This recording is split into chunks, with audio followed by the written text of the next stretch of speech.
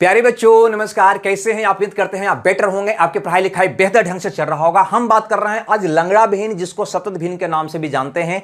और हम basic concept की बात नहीं करने वाले हैं, आज इसको सिंपल मेथड की बात करने वाले हैं। हर एक तरह का क्वेश्चन, हर एक टाइप के क्वेश्चन की बात करने वाले हैं, अतः अंत तक वीडियो को जरूर देखिएगा।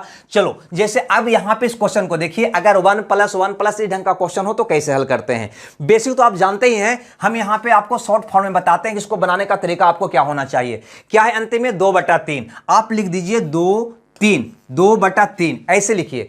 अब देखिए 1+1+1+1+1+ क्या है तो कहोगे 1 2 3 4 5 वो है, तो 1 2 3 4 5 बूंदा आप लगा दीजिए। करना क्या है आपको, प्लस है तो प्लस कर देना है, माइनस है तो माइनस कर देना है। क्या करना है, यहां से यहां पे प्लस करना है। 3 + 2 कितना होगा 5, 5 + 3 कितना होगा 8, 8 + 3 कितना होगा 13, 13 + 8 कितना होगा 21, 21 + 13 कितना होगा 34। यानी आपका इस भिन्न का जो उत्तर होगा वो होगा 34/21, 34/21 यही आपका आंसर होगा। यानी इसको आप बेसिक तरीका से आप हल करेंगे तो आपको आएगा 34/21। रुक जाइएगा मत, क्योंकि हर एक तरह का क्वेश्चन करेंगे। कहीं कहीं आपको 2+ रह सकता है, 7+ रह सकता है, कहीं कहीं आपको माइनस भी रह सकता है। सारे क्वेश्चन बताने वाले हैं आपको। यहां पे गौर से देखिए, बिल्कुल आपका सेम क्वेश्चन है नहीं। यहां से यहां तक की अगर बात करें तो कहीं ना कहीं यही बात तो हम पढ़ रहे थे अभी, है ना। x का मान इतना दे रखा है तो 2x + 7/4 का मान क्या होगा। तो करना क्या है, शुरुआत हमें नीचे से करना। कितना है 1/2। चलिए शुरू हो जाइए।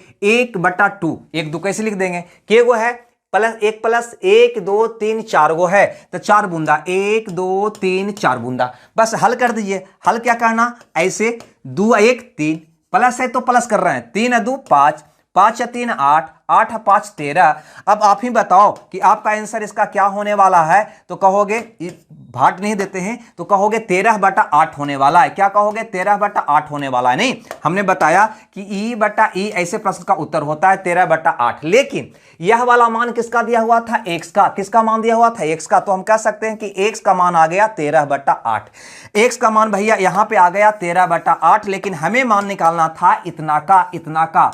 क्लियर है। तो x का स्थान पे 13/8 रख दो, तो कहोगे 2 × x का मतलब हो गया 13/8। क्लियर है। अब प्लस में हो गया कितना 7/4। अब इसको काटोगे तो आ जाएगा 13 7 20/4। अब इसको हल करोगे तो आपका आंसर आ जाएगा 5।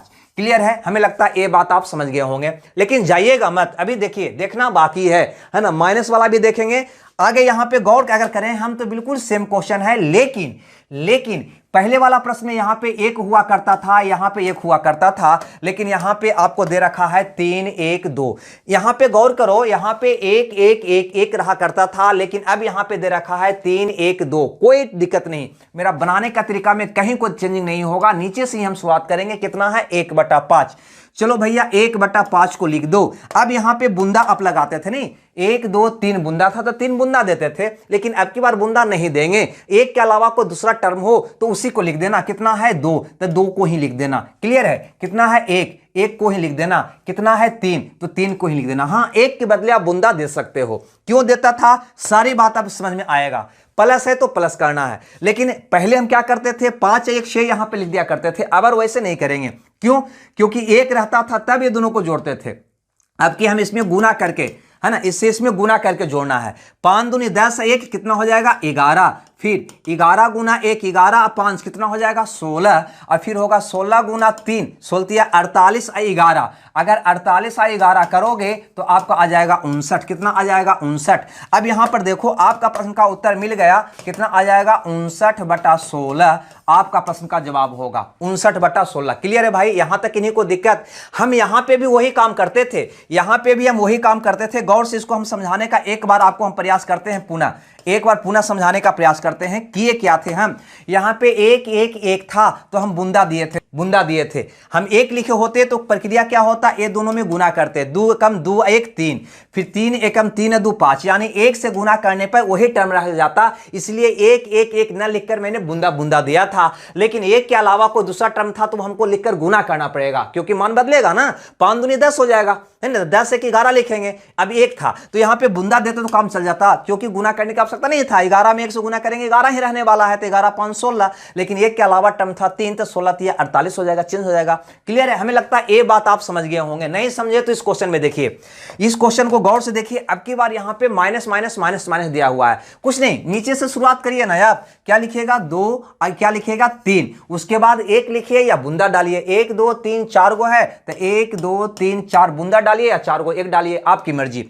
अब क्योंकि आप सीख चुके हैं, करना क्या है, माइनस है तो माइनस करना है। इसको में से माइनस करिए, 3 में से 2 गया कितना आया? 1, 1 में से 3 गया कितना आएगा? -2, -2 में से -1 गया कितना आ जाएगा? -3, -3 में से -2 जाएगा कितना आएगा? -1 आएगा।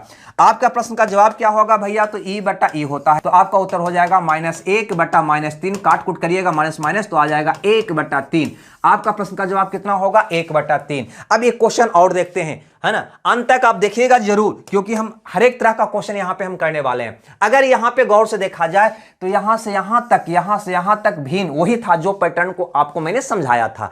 यहां से आप शुरुआत करोगे, कितना है? 1 बटा 4 है, तो क्या लिखोगे? 1 4 नहीं, उसके बाद 2 3 1 है, तो हम 2 3 1 ही लिख देंगे। 2 3 1 लिखेंगे, क्यों? क्योंकि 1 रहता तो 1 से गुना करने पे कोई अंतर नहीं पड़ता, लेकिन यहां पे 2 है तो 2 से गुना होने पे अंतर पड़ जाता है। अतः 2 3 1 मैंने लिख दिया। अब करना क्या है आपको पता है ना, इससे इसमें गुना करके जोड़ना है, प्लस प्लस प्लस है तो जोड़ना है। यहीं तक कैलकुलेशन कर रहे हैं, इसको हम बाद में करेंगे। तो 4 दूनी 8 है, कितना हो जाएगा? 9। इसको गुना करो तो 9 तिया 27 4 कितना हो जाएगा? 31। 31 में 1 से गुना करोगे तो 31 रह जाएगा, 31 9 कितना हो जाएगा? 40। यानी आपका उत्तर हो जाएगा 40 बटा 31। 40 बटा 31 मैंने बताया कि E बटा E आपका आंसर होता है, यानी 40 बटा 31 इसका उत्तर आया, इसका उत्तर आया 40 बटा 31। लेकिन आपको मान किसका निकालना है? पूरा का निकालना है, पूरा का। तो पूरा क्या है? तो कहोगे 4 - 5 बटा इतना है, इतना का मान आपने निकाला 40 बटा 31। 40 बटा 31 तो इतना बटा क्या हो जाएगा? 40 बटा 31। लेकिन 31 कहां चला जाएगा? ऊपर, तो 31 को ऊपर कर दो। 31 को ऊपर कर दोगे, नीचे से 31 को हटा दो। क्लियर है भाई? अब इसको अगर हल आप करिएगा तो हो जाएगा 160 माइनस 155 बटा 40। आपका उत्तर आएगा 5 बटा 40, काटिएगा तो 1 बटा 8। नहीं, 8 5 40 कट जाएगा ना। यानी इस क्वेश्चन का हम इस ढंग से सॉल्व कर लेंगे। अगर हम 6ठा नंबर क्वेश्चन की बात करें तो गौर से देखिए, थोड़ा सा यहां पे अगर ध्यान देते हैं आप, तो अभी तक बना रहे थे इतना का मान, है ना, 3 माइनस 2 माइनस या 1 माइनस कुछ भी, इतना का हल करना आप सीख चुके हैं। तो पहले इतना ही का ही हल करिए। शुरुआत हमको यहां से करना है। क्या है भैया? 1 बटा 7 है, तो लिख देंगे 1 7। क्लियर है यहां तक? आगे बढ़िए। उसके बाद क्या है? 2, तो 2 डाल दीजिए। उसके बाद क्या है? 3, तो 3 डाल दीजिए। 1 रहता 1 डाल देते, है ना। प्रक्रिया आप जैसे अपनाना चाहें। अब क्या करना है? गुना करके, है ना, माइनस है तो माइनस करना है। तो 14 14 7 दूनी 14 में से 1 गया, कितना बच गया? 13। फिर गुना करो, 13 तिया 39, 39 में से 7 गया, कितना बचेगा? 32 आ रहा है। 13 तिया 39, 39 में से 7 घटाओ, कितना आ जाएगा? 32। तो आपका प्रश्न का जवाब क्या होगा? तो 32 बटा 13 होगा।